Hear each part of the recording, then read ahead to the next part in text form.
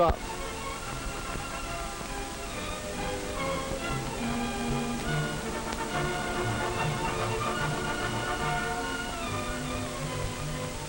There. That's real balance and poise. The teamwork we're watching represents one of many ways to build balance and poise, along with skill, strength, and general physical fitness. And there are other things to be gained from this sort of activity. And to find out what they are, let's meet some of the members of this group. This is Ernie Allen. Note the well-developed body, no surplus of soft fat. Here's Hal Thompson. Notice his alertness, his bright interest. And meet Jean Taylor. She's a living example of poise and confidence. Anyone in the acrobatics club could tell us a story of how much he has gained from it. But we'll concentrate on these three: Ernie,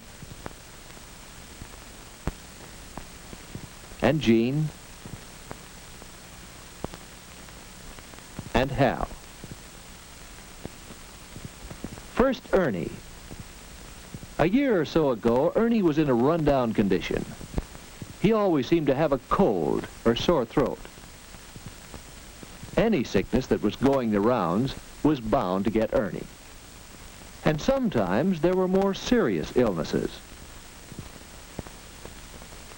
Finally, as Ernie was recovering from this one, the doctor suggested a 3-point program for health. Sleep, regular rest, right eating, a sound, balanced diet, and exercise when Ernie felt stronger. Ernie's instructor gave him the cues. Don't overtire. And while Ernie built himself up for the time when he could actually play basketball, he was learning the skills of the game. As time passed and Ernie grew stronger, he increased his daily quota of activity. And it's important that it be regular. And Ernie tried some exercises to supplement his sports program. Here's one to build up those abdominal muscles. It wasn't long before Ernie began to feel the benefits of his regular exercise. A little exercise every day. Here's a trunk stretching exercise to strengthen the nut muscles. See how the hips act as a pivot. Ernie still has a cold now and then, but now that he's stronger, he can shake off illnesses more readily. Ernie found that he could build good health and enjoy it. And certainly everyone here has sound health. Exercise builds good health. What about Jean Taylor? What's her story? We've remarked on Jean's poise and self-confidence, but not so long ago, Jean felt lethargic and awkward. And feeling awkward, well, let's see what happens. Yes, Jean was pretty shy. Jean wondered if she could do something to make friends easier. A couple of days later, she was still wondering. And then she saw one way other people make friends. That's right, engage in sports. But no, Jean wouldn't dare. She'd be so clumsy and awkward. But the point is, of course, that you have to learn how to play. Jean thought she might try it. Maybe once she learned the skills of the game, she would gain poise and self-confidence. So Jean finally took the big first step and got started with some physical activity.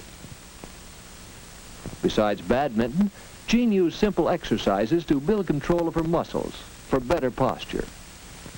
Here's a good exercise to develop poise and balance. It's called a tour jeté. Over a period of days, try to increase the number of times you can do this before getting tired. Jean's exercises improved her badminton and her poise. She had started out wanting to meet a few people, to make friends. So when Hal invited her to join the acrobatics club, don't think Jean wasn't pleased. Yes, Jean made social contacts and friends. That's another way exercise has helped. Jean's a happier girl, as well as a healthier one. Now, what got Hal started with the acrobatics club? He has plenty of social contacts, and he has enjoyed fairly good health. So what was his need for physical activity? Not long ago, Hal was all work and no play. He took his studies seriously, which is all right, except that he didn't give himself time for anything else. Study, study, study. And then, after school, a job, filing papers. And that work is no more active than studying. So it's not surprising that Hal began to make mistakes.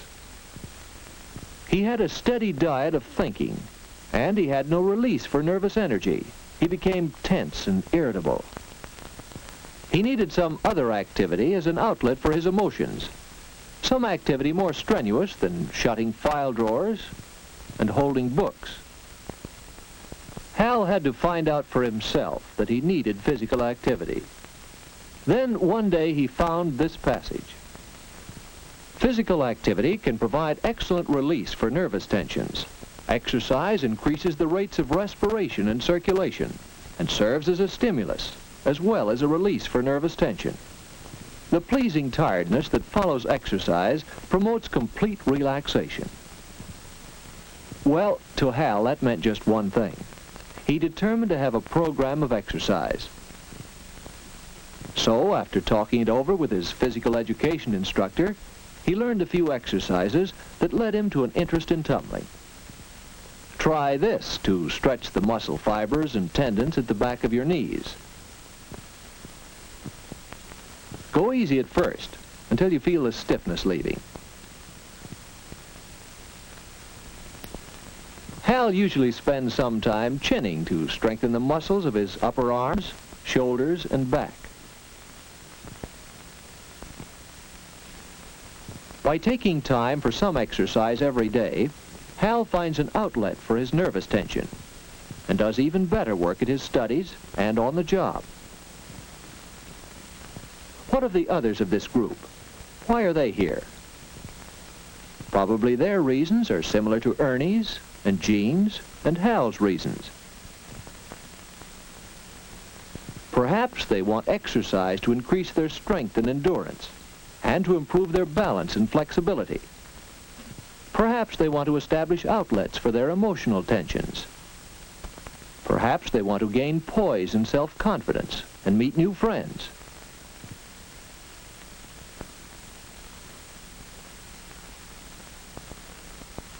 Of course, tumbling is only one of the many ways to obtain exercise. Athletic sports involve team play and team competition, and so are especially good ways of building health and releasing emotional tension. These activities bring large groups of muscles into action and train groups of muscles to work together. And milder, less vigorous sports still have the advantage of outdoor activity. And although not everyone can take part in team athletics, almost anyone can find some source of exercise with little or no equipment. Talk it over with your physical education instructor or your doctor. It's up to you to see that your body gets the activity it needs for better physical and mental health.